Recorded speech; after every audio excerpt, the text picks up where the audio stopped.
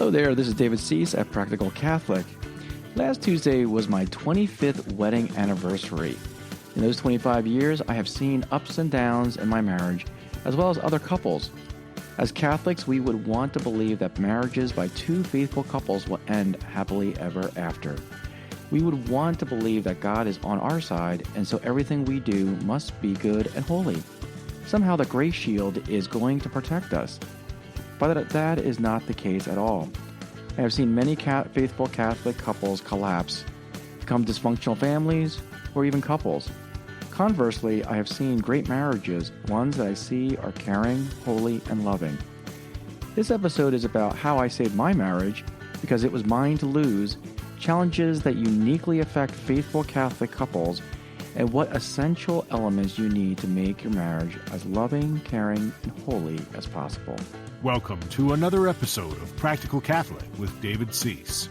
Practical Catholic is a spiritual coaching show to help you find peace, love, and joy in family and work life.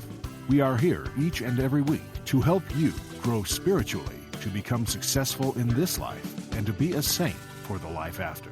My story begins, I want to say probably over 10 years ago. At that time, we only had about 5 children. And it's funny because I talk to a lot of parents, young parents, and I always tell them, yeah, my toughest was my 5th child, and they're always like, wow, my toughest is my 1st child, and it's the only child. No, I think the reason why the 5th child was so hard for us was that we really had some marital issues between my wife and I. Now, mind you that my wife and I were very, very faithful at this time. I mean, we were daily massers, homeschoolers, and everything that you could think of. So what happened? Why were we having these marital problems? What are the issues that occurred? And, all I can say is from my perspective, there was something that almost like a dark cloud was over my head. And I couldn't see anything that was good about my wife at that time of period. It was just, every time she opened up her mouth, it was just like I couldn't tolerate it anymore. Sometimes I call it the spaghetti syndrome. It's a syndrome in which anything that we do, even if we like it in the beginning, becomes annoying after you do it over and over and over again. An example of that is my favorite food is spaghetti. But if I were to eat spaghetti breakfast, lunch, and dinner every single day for years, I think that the spaghetti that you used to like, I would no longer like anymore. Those things that you actually like now become almost like a how can I say this? A thorn or a problem in it. And I was telling this to a couple of tertiaries, and they were older, of course. I wasn't, and I jokingly around said, a lot of times we marry our spouse because they're either funny or they make me laugh. But then you realize down the road that they can never take things seriously. Or maybe you married a person because he was strong and stable, but then he's always controlling, So those things that you actually liked about that person now becomes annoying. And when that happens, there's really nothing for you to like that person anymore, right? So I call that the spaghetti syndrome. When that aspect of something that we do or have or whatever that we really liked, and that's why we did it, now becomes annoying and there's nothing that we can do. And unlike objects and things of this world, we can't just discard our spouse. So, this was what was happening. Everything that was transpiring was always in the negative. And I saw myself spiraling out of control in this negativity. And, fortunately for me, there's this one thing that I do, which I don't think a lot of people do. And I just, I have to emphasize this, is that when I go to confession, one of the things that I do, and I also emphasize this to other people, is that you never look at the faults of the other person. I never do that. I never play the blame game. Sometimes you have people who are like, Father, I yelled at my wife, but she deserves it, right? Because she made me angry and annoyed. I don't do that. I kind of just, just say what I've done wrong in whatever transpired. Even if my wife started it, which rarely is the case. But let's say she did start it, or let's say my son started it. I don't say, well, my son deserved it because he was misbehaving. Whatever I did wrong, maybe I got angry at him and I started yelling, whatever it was, I will say what I did wrong. I think that's crucial that is crucial because a lot of times confessions can spiral into the blame game. Oh, it really is not my fault, to justify our actions, as opposed to really recognizing what was the action that we did wrong and taking that responsibility. So I did that, and I was just noticing that I was just spiraling out of control. There would be times where I just couldn't. I would tell my wife, I said, I can't even listen to you. I got to walk out. There was misunderstandings and everything going on. And then I decided to do one thing. I do an examination of conscience, and I write things down. I decided to write down. Mind you, before I told you mine, we went to see even marriage, a therapist. And if you want to save your marriage, don't go to a therapist. I'm not a big proponent of therapists, but that's a different story for us. But we went there for, I want to say, at least 10 sessions. We went through Catholic Charities, and we went, we felt like we went to a Catholic, therapist and everything. And honestly, it was not helpful at all. It really wasn't. What was helpful and what made me, change what was going on was a couple of things. The first was I learned to write down at least one good quality about my wife. In the beginning, when all you could think of is just the negativity, I wrote down one positive thing about my wife, and I wrote it down always, every time during my examination of conscience. It was, she's, smart, she's smart, she's smart, and she's smart. And then after several months of that, I found two things that, that I could appreciate her with. She's smart, and she cooks my meals.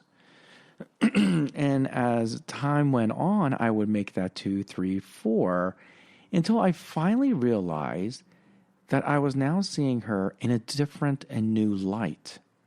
That was the light at the end of the tunnel, was actually seeing her differently. Okay? When we grow as a married couple, things change. We do change, hopefully for the better, but we have to change for adaptability. And I'll give you an example, is that my wife started homeschooling. We had 5 children, and all of those things that I really liked about her, where was my attention, her attention to me, we worked together. We actually started our business together.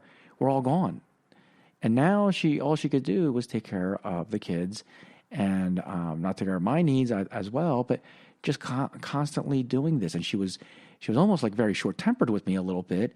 And I realized that she had to be, because she was running a household, and with these, at that time, 5 kids, and being pregnant as well.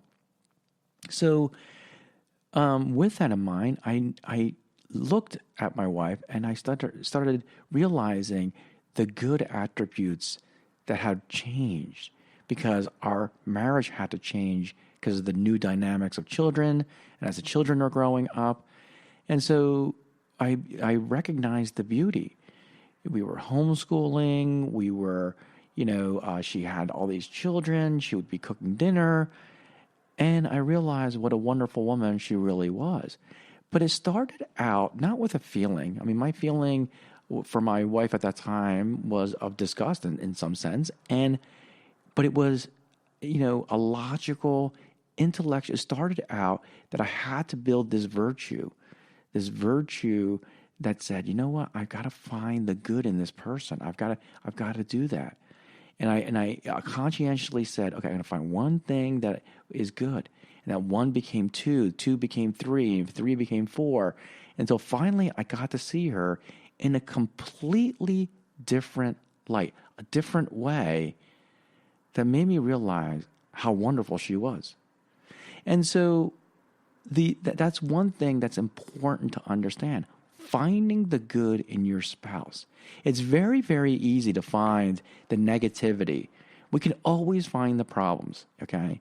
They fall short, they do this, and certainly they might, and I'm not going to say that they don't, okay? But I know that you can always find the good in the person as well. I was talking to a friend of mine, and he's a Catholic, and he was saying how there's only one person he ever respects as being the most holiest person, and I was like, really, so and I looked at him back, and I said, you know what, I see good in everyone, I see the beauty in everyone. I see things that I can learn from other people. But when we try to find the perfect person, when we try to find that, what winds up happening is you only find the person that really is the same as you. That's why they're perfect, because they're just like you, with the same flaws, with the same issues, but you won't see their flaws. Why? Because they're your flaws, and you don't want to see your flaws. So that's what usually it winds up happening, okay? So in reality, what you have to see is the good in other people. St. Therese, when she was in the convent, she befriended I think her name was Sister Augustine, one of the most annoying sisters that was there, and everyone knew she was annoying.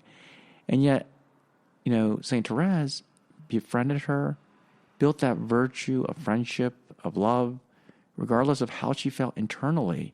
Eventually, she did learn to appreciate her. And in that process, the sister wound up converting herself, becoming holier.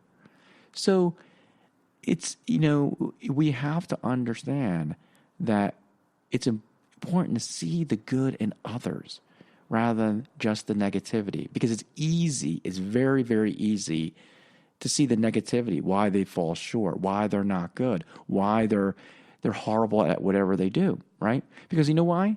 The reason why is because you're going to pick on their vices and their lack of virtue in certain areas that probably you're good at that virtue, right? But you don't want to be told what your vices are either. You know what I'm saying? So that's what basically happens.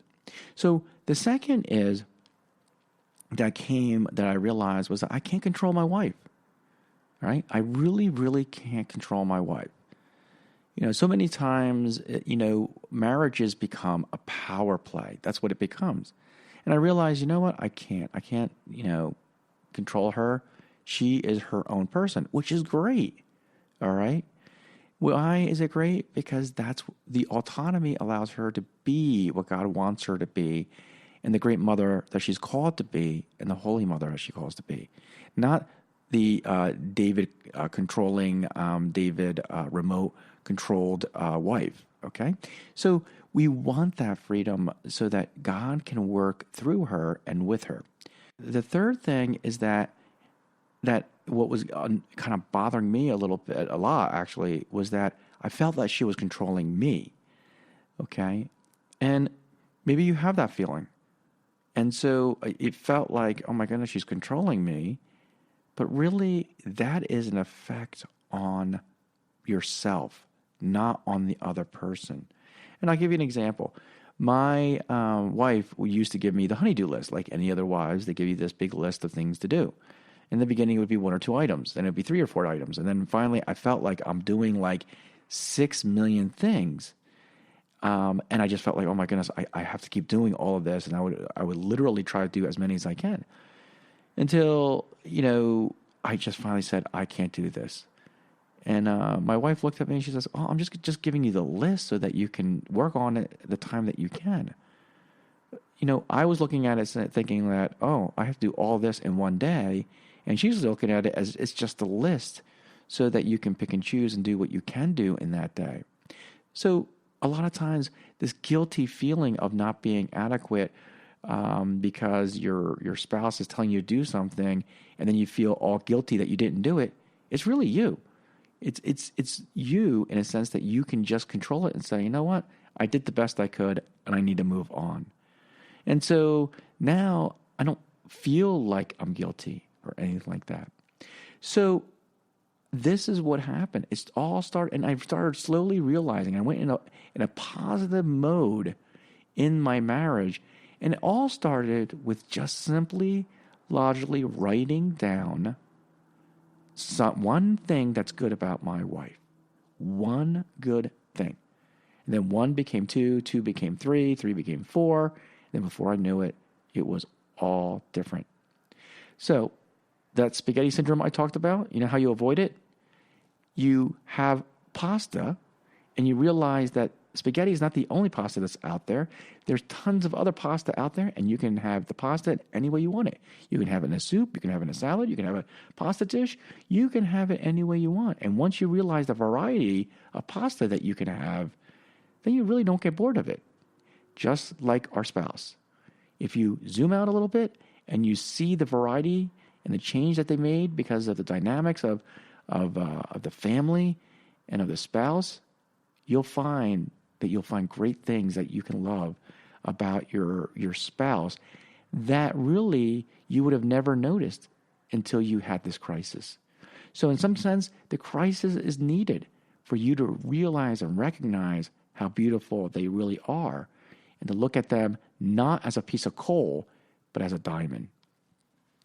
So let's talk about, before I talk about the challenges that are uniquely Catholic, okay, I want to have a little disclaimer here,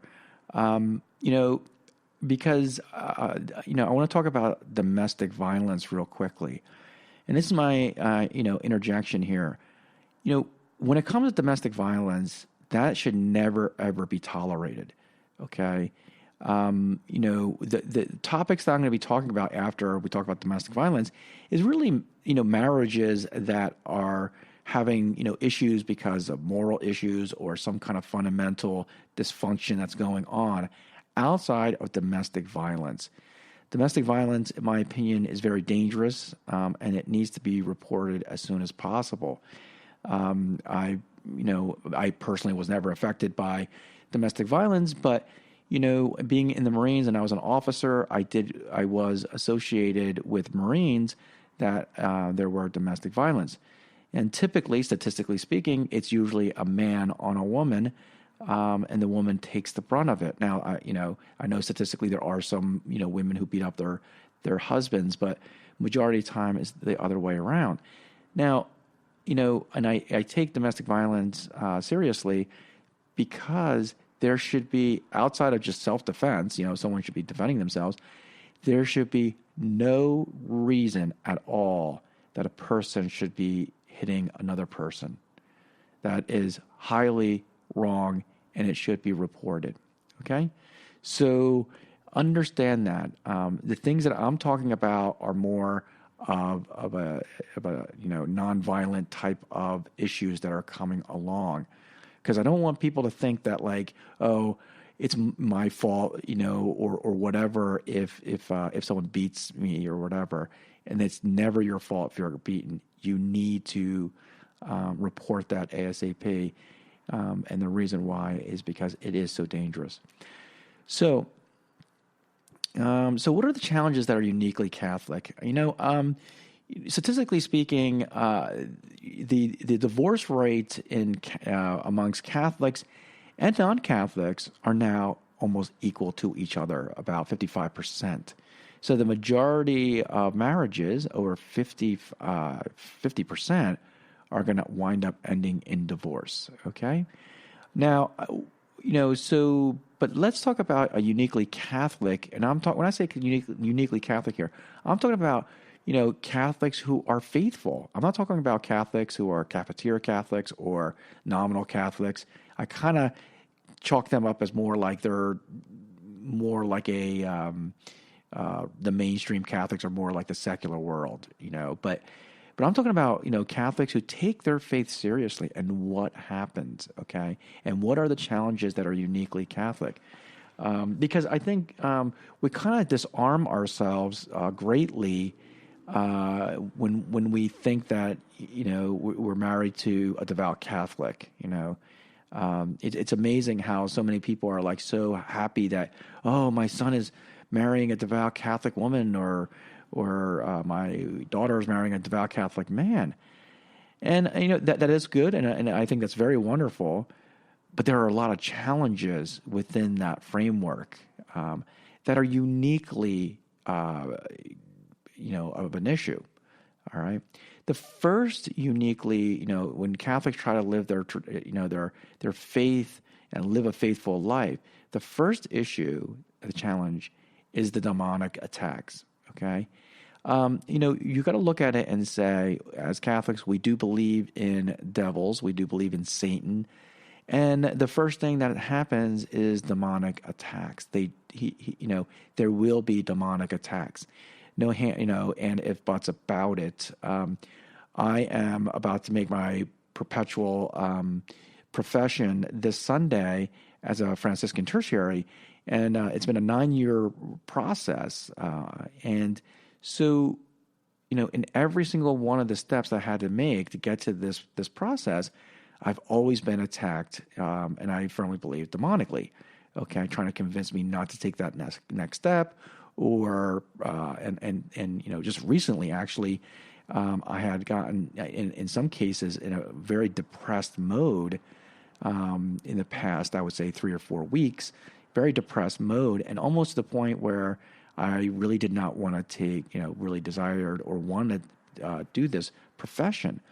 So if, and again, that's a demonic attack. That's basically what's happening, fueled by some spiritual trials that are going on. So you got to understand that Satan wants you more than other marriages, okay? Satan wants you because you're trying to climb the ladder of holiness. All the others, all the secular mainstream Catholics and everything else are not trying to do that. So because of that, he wants you to fall harder, okay? That's why he's attacking you the most, okay? And there's a couple of ways that he attacks you. The 3 ways in which he attacks you is FUD: fear, uncertainty, and doubt, okay? There's fear, we're afraid of something. There's uncertainty, and then there's doubt. And, a lot of times this really attacks women more than men, but it does attack men. It might attack men more at work. It might attack them more at, friends and family. While women, it's more about their inadequacies as well as being a wife or being a mother or something like that. Fear, uncertainty, and doubt. Okay. Fear says, I'm afraid. I've never done this before. Okay. Maybe it's the husband who goes to work and he's never gotten a job, and now he has to support a child and a wife, and there's fear. There's, uncertainty. You're uncertain on being a mother. How do I become a wife? I don't know how, and those types of things. And there's an awkwardness, especially new ones, newly married or something like that. And then doubt. Can I do this? All right. Now, those 3 things, if you marry them up, are you fault with the 3 theological virtues. Fear is love. In the Bible, it says love conquers all fear. Okay. Uncertainty. Okay. Uncertainty is conquered by faith. Okay. What is uncertain, now you need to have faith in. Faith in God that will help you out. Faith in your own abilities. Parents have existed a lot longer than psychologists, and all the technologies in the world. So if millions and billions of people have been doing it in past generations, you can do it yourself. So faith in your abilities and faith in God. And doubt. When there's doubt, there's always hope. Okay? Because it's the hope in God. It's the hope for the next day. We might have the worst day in the world, but tomorrow is another day. And you hope for that. Okay? So fear, uncertainty, and doubt are conquered by love, faith, and hope.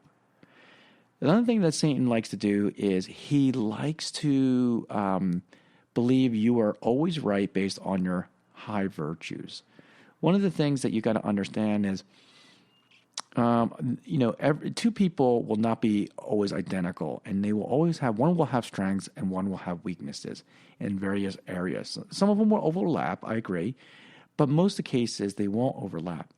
And where Satan loves to stir the pot is always making you think you're better than your spouse because you have a virtue in an area that the other person has a vice, okay?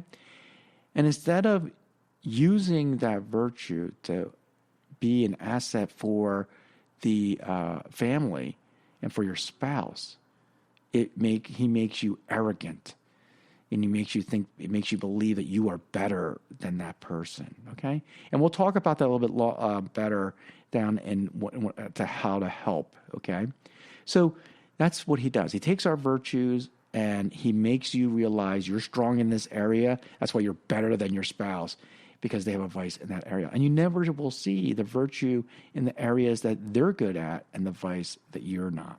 Okay? So that's what happens. So the demonic attack. Next is rules and regulations. As a devout Catholic, if you follow a lot of the devout Catholic traditions, there's a lot of rules and regulations. Even, look at the Code of Canon Law. The fasting rules, the rules just in liturgy, getting baptized, going to church. We go every day, but at least every Sunday and holy days of obligation. So you got all of these rules and regulations that go on that can actually, especially if you follow the traditional liturgy. There's a lot of rules and regulations. And people who are, I would call them near OCD, there's a lot of OCD people out there, will be attracted to that. They really, really will. But that doesn't mean your spouse is attracted to that, okay? And if that happens, it almost feels like the other spouse is being controlled, okay? So you can really, really feel, it's almost like you can get to the nth degree with the rules and regulations, the point where it becomes OCD, and there's no wiggle room for people to make mistakes. And when that happens, it's your family is going to become a house of cards. Your relationship is going to be a house of cards. Because sooner or later, your spouse or someone's going to say, "I'm tired of this. I'm tired of this. Everything has to be so perfect and controlling." Okay. But what's even worse about the rules and regulations is that it eliminates the heart, and it's all logic. It's all the brain and never the heart. Okay? And typically men fall under this rules and regulations aspect of it. The next is hypercriticism. A lot of, as Catholics, we understand that there are right way and there's a wrong way. I mean, that's one of the great values of the Catholic Church is that we know truly what is right and wrong. Abortion's wrong. Euthanasia is wrong. Contraception is wrong. Same-sex marriage is wrong. And so it's very easy to become that, I would call it, the police officer of the world and say, well, that's wrong, and that's wrong, and I'm not going to that marriage because of this, this, and that. So we become this hypercritical person out there, almost trying to be the moral police out there. And what happens when you start going down that path is that you've already set the tone that you're going to be negative. Okay, you've already set the mentality that you're going to be negative. So it's hard to turn that off. So if you're going to be negative to the outside world, the chances are you're probably negative in your own family, and won't see the good in your own family in doing that. So it's important that we kind of look at the value of the good and not be so much hypercritical about something. My view is that my dad told me, he says, if you want to say something badly about something, then you better have a good idea on how to fix it. Okay. So I learned to fix the problem, not just to be hypercritical about the problem. So the hypercriticism will then lead to what I call, they're like guns, right? Once you start having the marriage start falling apart, those guns that used to be pointing outwards will now be pointed at each other. That's why you'll see devout Catholics, when they have a serious problem in their marriage, they will shoot each other up like there's no tomorrow, like Swiss cheese, because they refine the art of criticism by doing it all through their lives in the outside world. Now they're turning their guns in the inside world. So hypercriticism, try to stop doing that and learn to become holy and try to grow in your own path of perfection. The next is hyper-perfect in the worldly sense. Sometimes, again, this affects women as well as men, is that because we are this devout Catholic, we feel like we have this extra burden of being the perfect family, right? That, because we don't want to, let's say we bring our kids to Mass, and all of a sudden, we don't want our kids to be the disruptive kid. We don't want our kids to be, the bad-dressed kid or wandering around or saying things that are wrong. So what we do is we put this extra burden on ourselves to make our family perfect, to make our relationship perfect, the perfect house. And this fuels anxiety. This fuels a lot of anxiety in our lives because we don't want people to think that we are bad because we're the perfect Catholic. We're supposed to be the Catholic in the perfect family, right? And that is not true. Okay, family is a family regardless of what. Kids will be rambunctious regardless of whether you're Catholic or not. The only difference is that are we going to use our anxiety to brutalize our kids, okay, or to treat them, so controlling? And the answer is hopefully no. We are all trying to be that perfect family. That's great. That's wonderful. But we'll never achieve it. What we want to be is holy. We want to be a holy family, not the worldly perfect family. And so a lot of times what we do is we take that extra burden because we don't want to be recognized as that hypocrite to say, oh, well, you're supposed to be that, that devout Catholic, but your kids are into trouble. Well, you know what? My kids got into trouble. My son got into a car accident. I told that people, there's flaws, all right? It's okay, and I can venture to say your kids are going to commit sin, okay? It's going to happen. Because why? I'm sure you did, and I'm sure you made a lot of noise when you were little too. That's what kids do. So we don't need to put that extra burden on ourselves, okay? Be the loving mother, loving spouse, and not putting that extra layer of what I call worldly perfection as opposed to spiritual perfection. Okay? Sometimes we live dual life. Okay? When we create this hyper perfect world because we have this extra burden of being that perfect Catholic family, sometimes we want to release it by, I've seen, alcohol being abused in, devout Catholic lives, dual life where they're living some kind of alternate life somewhere else. All right. And doing that. And eventually, it becomes a house of cards, when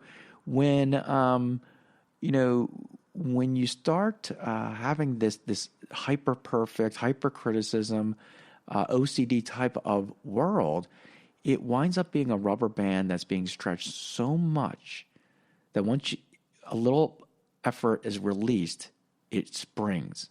Okay? Another mentality we have sometimes is a hunker down mentality. All right? Sometimes Catholic families feel like they're the last remnant and of faithfulness. They're the only one. Everyone else is doomed. And so we have this melancholy type of a family, and that isn't really helpful. Okay, so those are the challenges.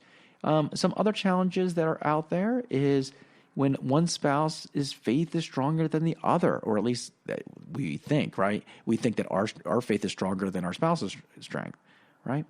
And that's okay. That's okay. I mean, Saint Maximilian Kolbe, one of the prayers we say is we believe in what we call holy competition. That's what we call holy competition, okay? A competition that competes with each other to become holy.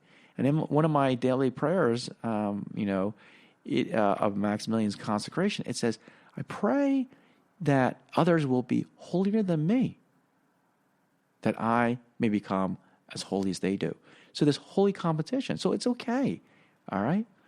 But when we have this arrogancy to say, I'm holier than her or holier than him, that is wrong, okay?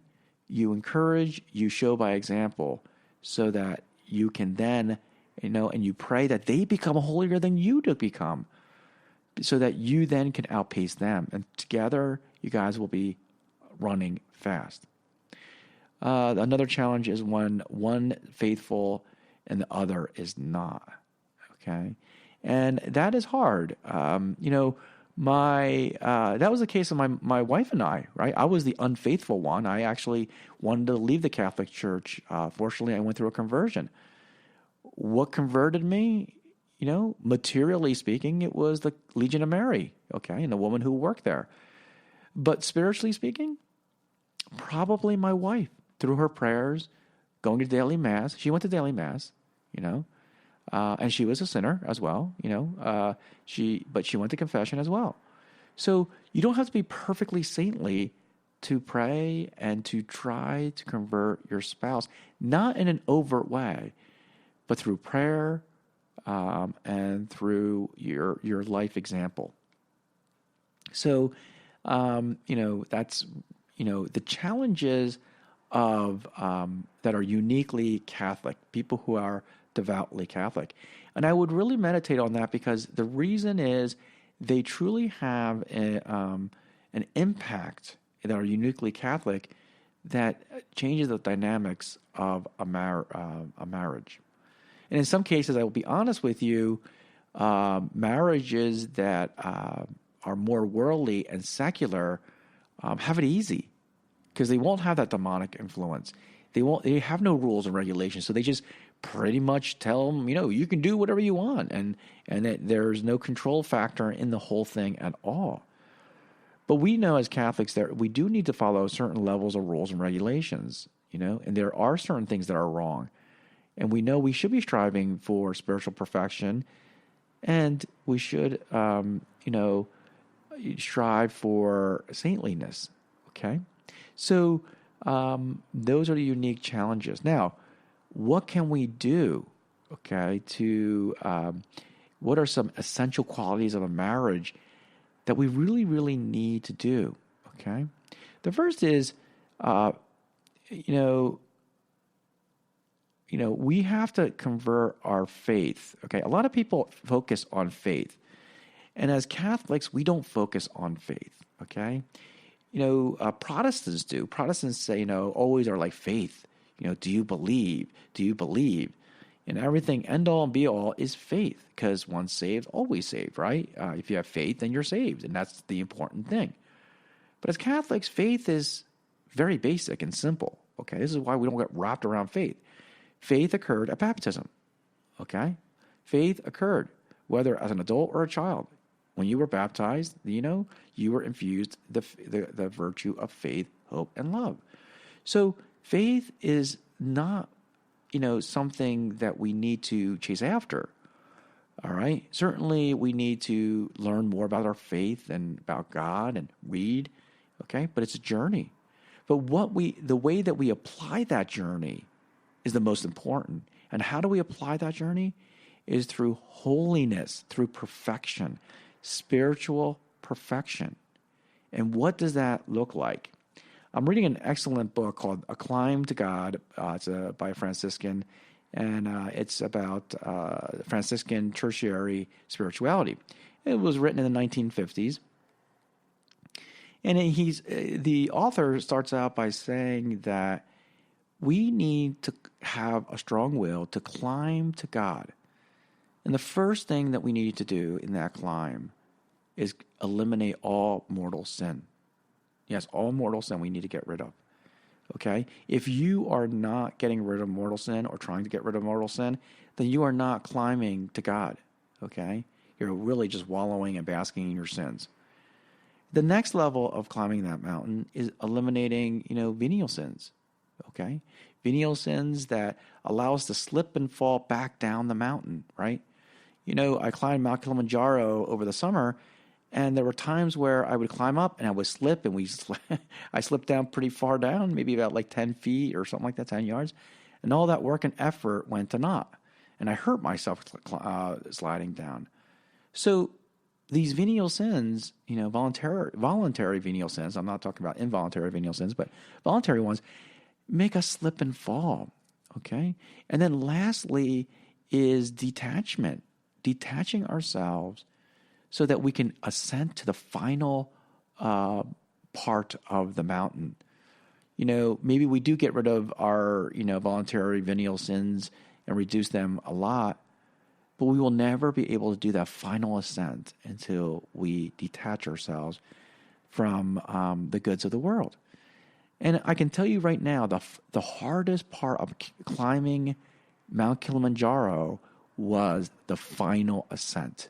The climb that took us from 15,000 feet to over 19,000 feet, that was the hardest. In fact, I told my friends, I said, I could climb Mount Kilimanjaro all the way up to base camp, which is the camp that you're there before you do the final ascent. I said, that's only 15,000 feet. It can do it, no problem. If you want me to do it tomorrow, I'll do it. But don't even ask me to climb that last ascent.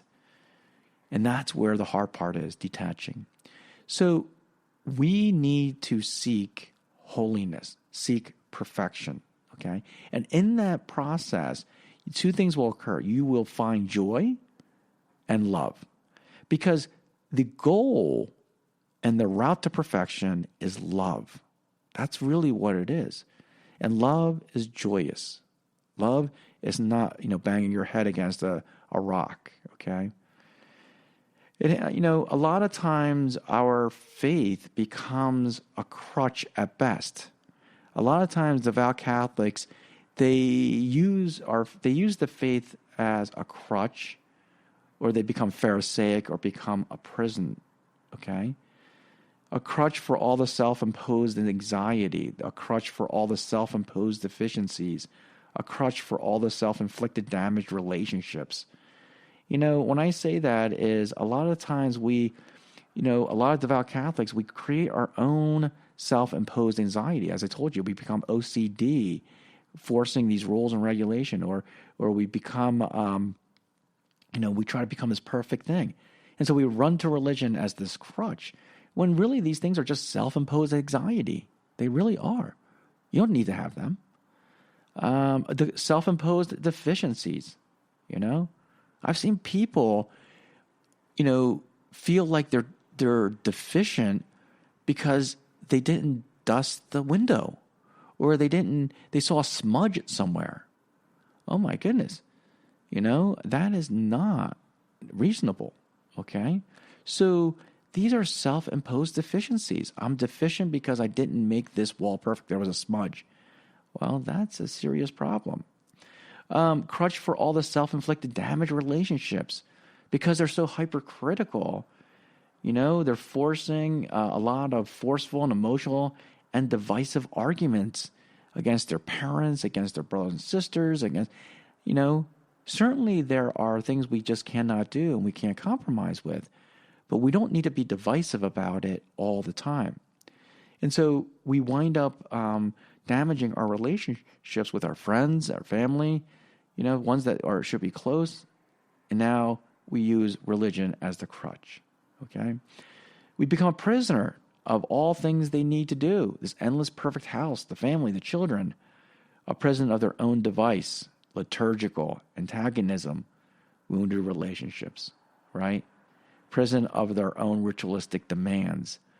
And that's what devout Catholics do. So instead of focusing on becoming holy and perfect, spiritually perfect, getting rid of mortal sins, getting rid of our voluntary venial sins, and our attachments, we get focused on the rules, the regulation, the perfect house, and it really becomes a prison or Pharisaic rule, and then we run to religion as a crutch. All right?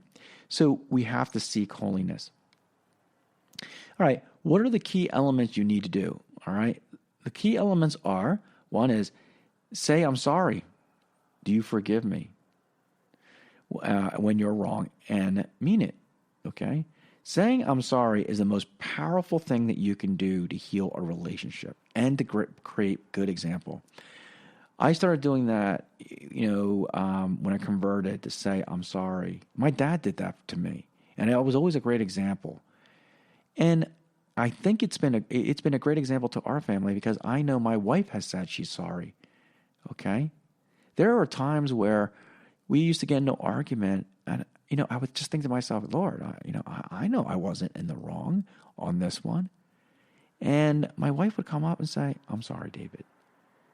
And to hear those words was beautiful. And I did the same thing with my wife and say, I'm sorry. Be the first one to say, I'm sorry. Do you forgive me? Okay? When you are wrong, okay? And mean it. Not when you are not wrong, okay? Go to confession often, okay? Every other week, if possible. We're required as a tertiary to go every other week, or actually weekly, and receive the Eucharist frequently. Now, in the confessions, as I mentioned before in my marriage, focus on your sins, not about who's right or wrong or who started it. It's about what you did wrong. So let's say, for example, my son did something really bad. I don't know, punched, not punched, but like hurt my daughter. Let's say my oldest son did that, right? And I yelled at him really hard and, maybe said, some bad things to him. I'm not going to go to confession and say, forgive me, Father, for I have sinned. My son really deserved it because he hurt my daughter, his sister. And, I got a little bit, angry and I started, doing things like that and said a couple of bad things. No, I'm going to say, forgive me, Father, for I have sinned. I got angry at my son and I called him blah, blah, blah, or I said this bad word or whatever it was. That's what you want to do.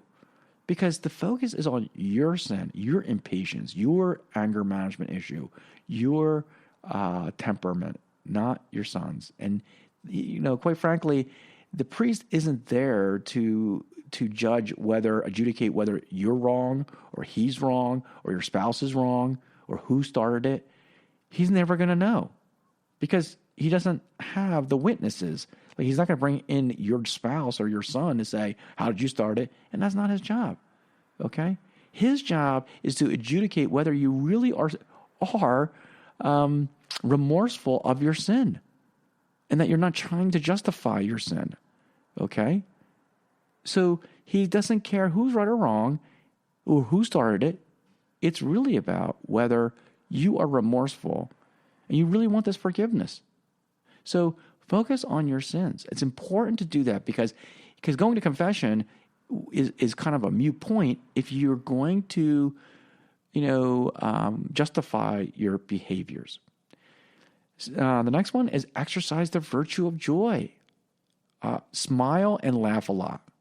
That's all I can say.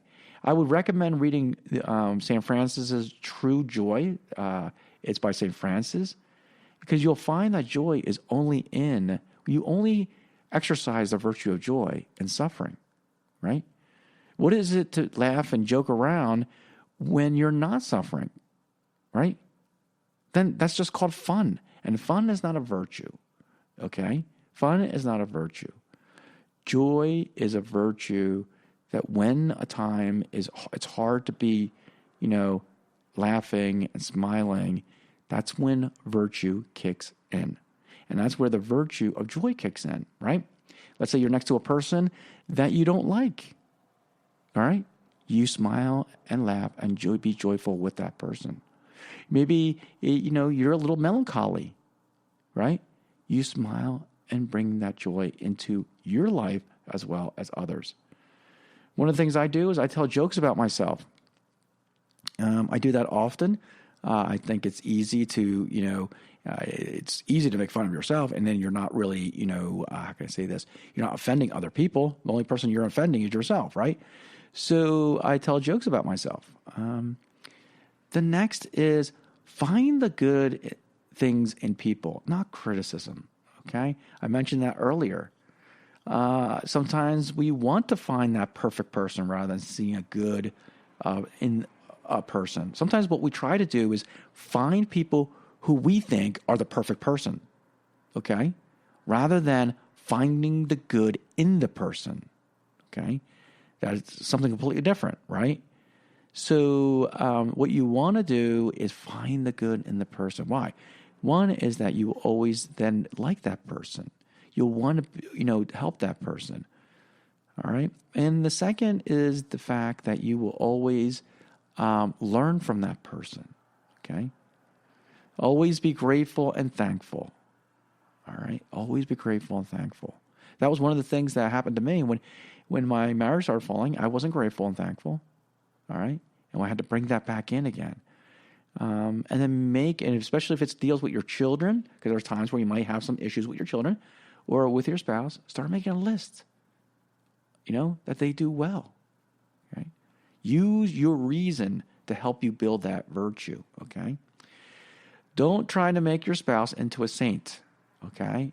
Never, ever force a person to become a saint, all right? Lead them by your actions and prayers, okay?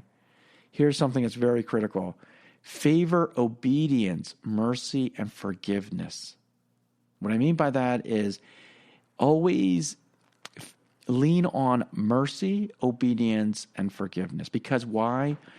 Most of the time, we actually lean the other way, okay? We usually lead to disobedience. I don't want to do what you tell me. No mercy, being overly angry or overly exerting.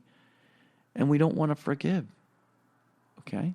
It's almost like it's natural to do the opposite. So what we got to do is we actually have to lean more to the right to counterbalance our leaning to the left so that we're really in the middle. So favor that, okay? So when your wife or your husband asks you to do something, it's just natural for us to say, oh, I don't want to do that. Instead of saying, yeah, I'll do it, honey. All right, and going and doing it, okay? Or mercy. When your children or your spouse makes a mistake, it's easy to jump down and say, that was your fault. You made a mistake, blah, blah, blah, blah, blah. As opposed to, oh, well, happens to all of us, honey. All right? Don't worry about it. Let's see what we can do. Forgiveness. All right? Giving a person the benefit of the doubt. To forgive them. Maybe they don't understand. Maybe they didn't know what to do at that time. Maybe they tried to do the best they could, even though the best they could didn't work out, right? Remember, love is self-donating. And all of these obedience, mercy, and forgiveness shows us that we're self-donating to our spouse, all right? So don't be worried so much about our own fears, pride, and wants. That's the difference, okay? Love is self-donating. Next is focus that your end result is love. This is probably the biggest issue with a lot of devout Catholics, is that, the Bible says faith, hope, and love abide, but the greatest is love. A lot of times we do things without really knowing why we're doing them, okay? We do. Whether it's fasting or penance, we do penance because that's what Catholics do, all right? Prayers, okay? Instead of saying, what is the end result? Why are we doing this? For love. One of the things that when I teach about penance, one of the things I tell people is that, penance, this is your penance, but the fruit of penance should be love. So love always trumps penance. And I'll give you an example. If I gave up eating meat on Fridays, this was my penance, And I went to I have Indians as my employees, and I went to a house, and they were Indian, and they fed me chicken.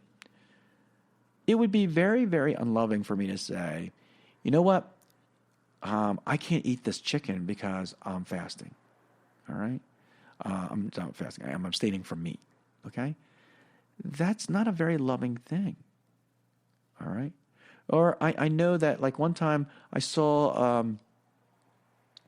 a devout family, and this little child was trying to give his I think it was his dad a piece of candy, which I thought was a very kind and generous act. And he basically said, "Oh, honey, I'm fasting. I can't eat that." I would have taken that. I would have taken that because that loving act, that loving, generous act from that son to say, "I care about you and I think about you," I would have taken it and said, "Thank you so much. Thank you for thinking about me," and eaten it with a great joy and love for that child. But we get wrapped around the action, okay, of this idea of penance, rather than understanding that the fruit of penance should be love, the end result. Or prayer. How many times, have we gotten angry because our kids or someone interrupts us in our prayer? Hey, I'm praying right now. Can't you see? So we have to be able to go beyond that, okay? So love, if we zoom out and say all of our purpose is for perfection and love, that's what will happen, okay? Because we can be also attached to our rituals, our prayers, our penances, okay? Rather than being attached to God and saying, I'm doing this for God and a love of neighbor, okay? So lastly is focus on team, being a team, okay? Not over the other, but a team. I find that families that act like a team, they can see the virtues and the vices of the whole family and say, you know what, you'd make a really good here, you make really good there, and they work as a team and help each other. That is a family that is going to grow, okay? That's a family that's going to grow. Because male and female were meant to be the left and the right hand of each other. You can't tie a shoe with only one hand. It's the left foot and the right foot of a person. You can't run and sprint with only one foot, or one dominant foot and one not dominant.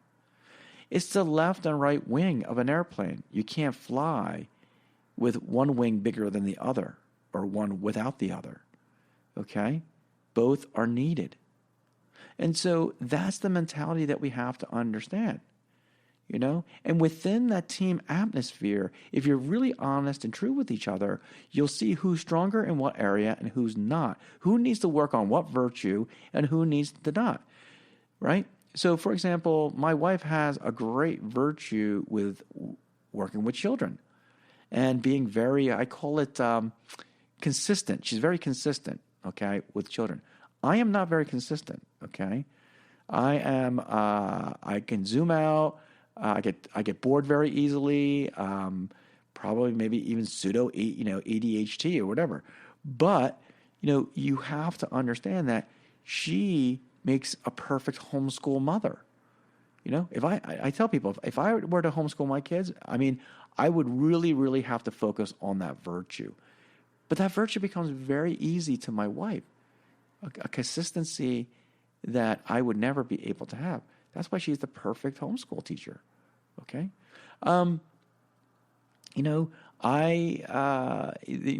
With my male voice and as a father, I'm naturally the disciplinarian. They listen to me more than my wife. So my wife will sometimes say, David, you need to talk to the children. And so I become the heavy and I go over there and I talk to them. All right? And when I'm angry, they know that I'm angry. All right?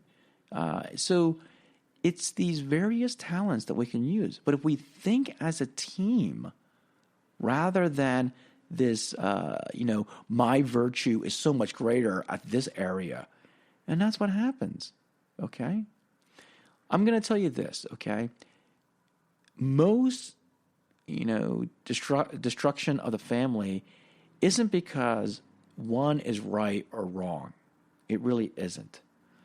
Because 9 out of 10 times, both the husband and wife are right. But how they want to do it is where they fall apart. They want to do it one way, another person wants to do it another way.